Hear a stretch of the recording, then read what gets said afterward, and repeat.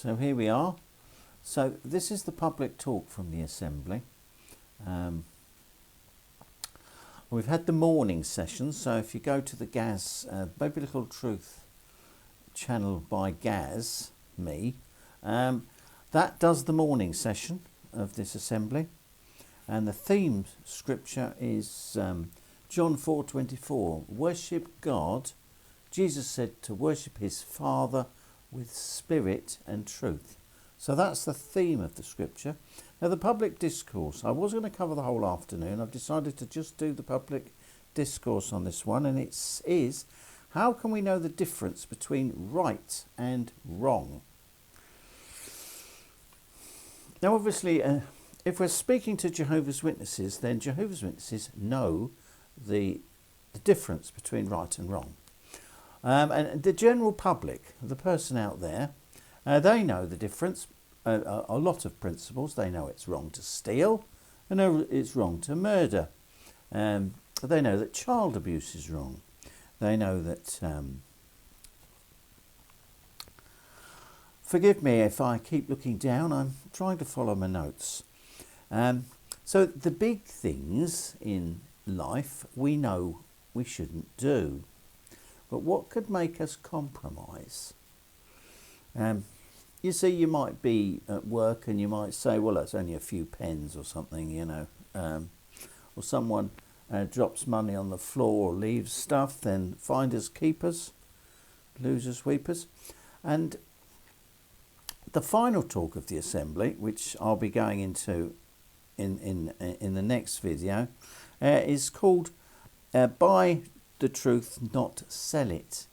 Well, that's interesting because that's sort of linked to the principles of what is right and what is wrong.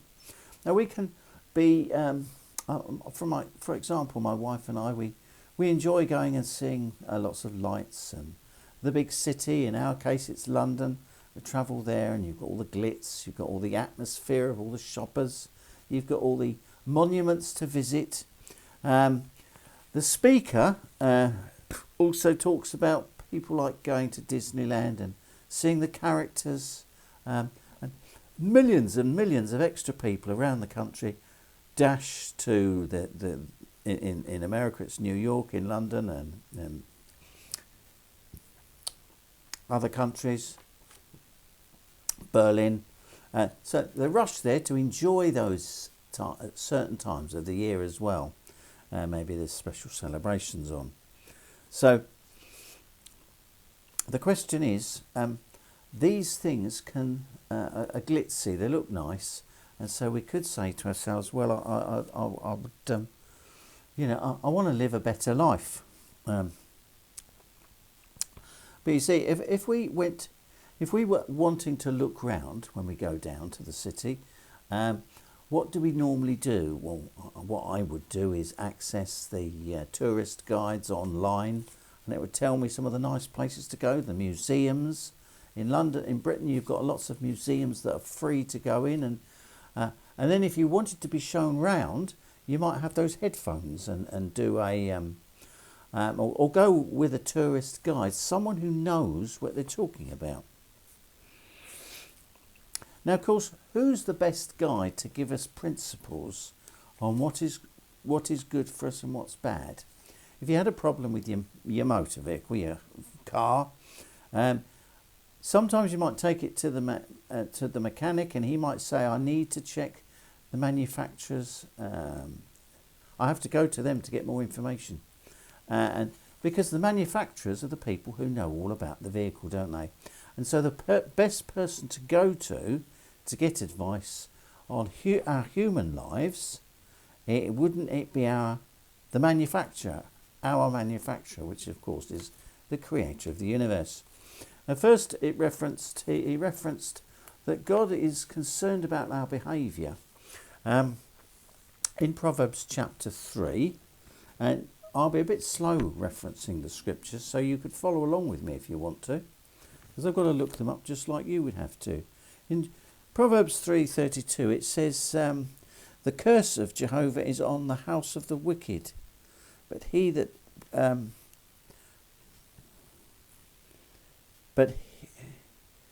it says, on the house of the wicked, Jehovah detests a devious person, but his close relationship is with the upright.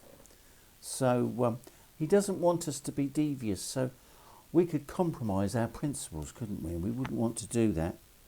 Now, where do we get our advice from? Well, it's a very well-known scripture. It often is with public talks, isn't it?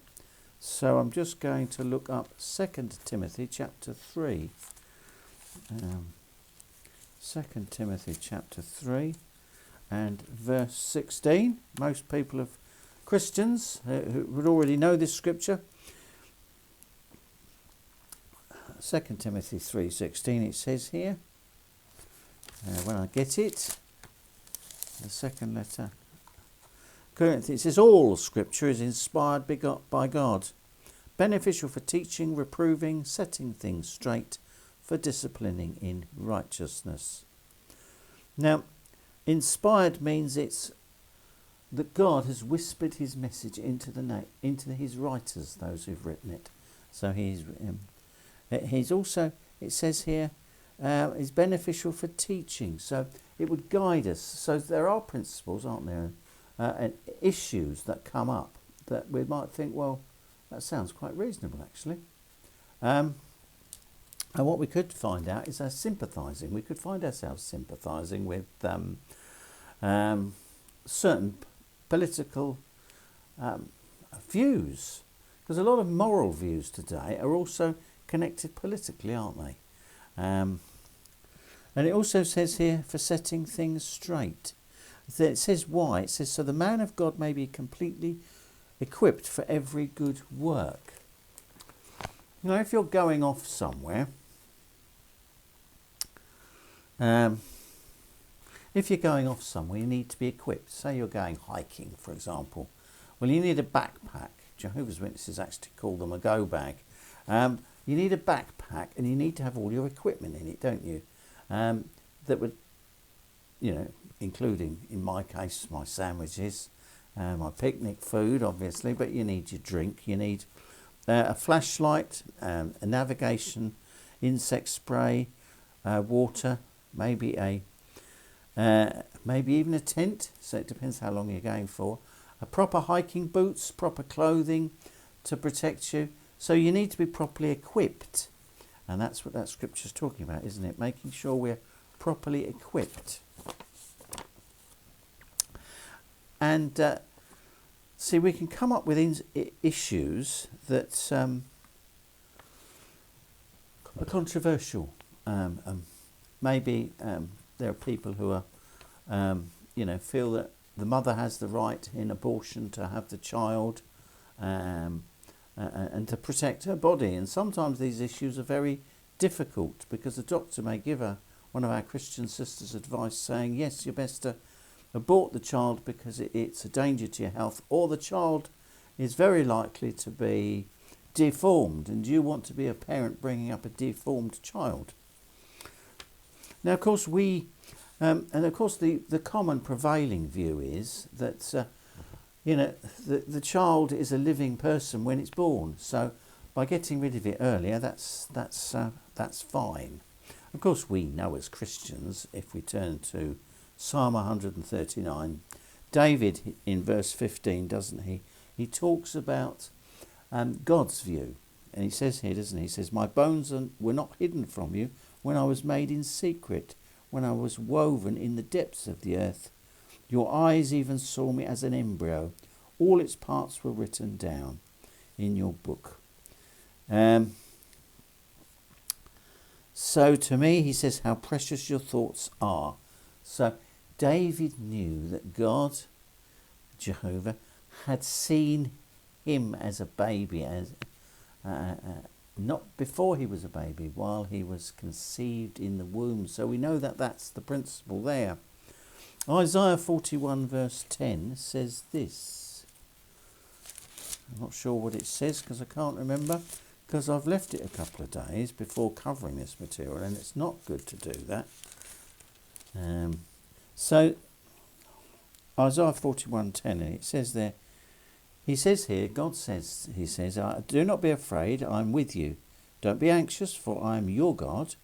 I will fortify you. Yes, I will help you. I will really hold on to you with my right hand of righteousness. So he's there for us. He loves us very much, and he's loved us since we were conceived. And he related an example about one of our sisters who, a lady she called on in the ministry, and the lady eventually decided she was going to keep the baby despite the risk to herself. And she had a healthy baby, and he's now grown up and he's serving in the congregation as an elder. So it's very often, even when you're given advice, even by doctors who've given you worldly advice, that was a nice experience there. And for example, there's a lot of sexual issues today, aren't there? You know, people should be free, you shouldn't be homophobic. But it says here, sex is a gift. And in Proverbs chapter 5, verse 8, it talks about being loyal to the wife of your youth. So that's very important, isn't it? Be loyal to the wife of your youth, and it's a gift. And it said the wife of your youth, and it's talking to a man. So sex was designed to be as a gift between a man and his wife. In Proverbs 21, what does it say there? I don't know, because I'm going to have to look it up. So let's have a look. Proverbs 21 and verse...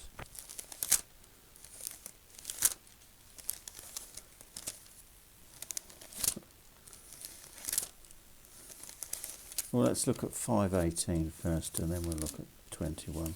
So Proverbs 5:18, it says here, may your own fountain be blessed, and may you rejoice with the wife of your youth. Proverbs 21.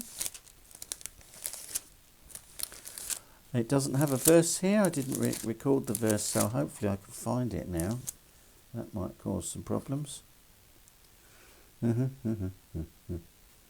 Anyway, we'll be moving to Galatians 5 verse 16 otherwise.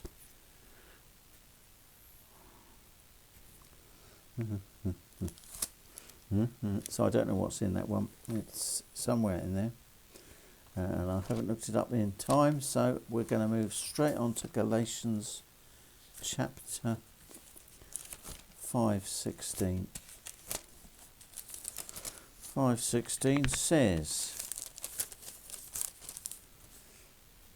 I say, keep on walking by spirit, and you will not carry out any fleshly desire at all. So it's important to...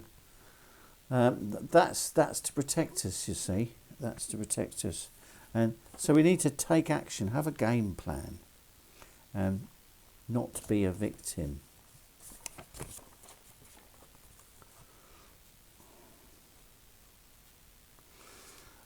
Lots of people, in fact, this is mentioned again in the final talk about being a victim, claiming you're a victim when you really are not a victim. Then we've got lots of moral issues are connected with political issues, and in John 18 verse 31 it talks about the whole world lying in the power of the wicked one, and that we know we need to be neutral. But you might hear some arguments about certain politicians and think, well, if they're voted in, if the people, the general public vote them in, my life as a witness will be easier because they're more favourably disposed and they're following a policy that would be better for me as a witness in the truth, a Christian. So we could start, our mind could start wandering away and becoming less neutral and more connected. Oh no, I wouldn't vote. But so that was another important thing, and that is also covered a little bit more in the symposium. And then this finishes with Psalm 9. So let's finish on Psalm 9, and then I shall sum this up and do the harder next. The next section's the harder section because it's covering the rest of the afternoon. I'm having a lot of trouble finding Psalm 9. Psalm 9 verse 10 says, those knowing your name will trust you. So those who know Jehovah, who've come into a close relationship, there's also a bit more on prayer and the communication. It says then, you will never abandon those seeking you, O Jehovah. So Jehovah is with us and he will never abandon us.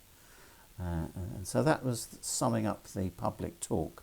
But more is touched upon in the next part of the afternoon session. So I shall say au revoir, mesdames and mesdemoiselles, and see you again. Bye-bye.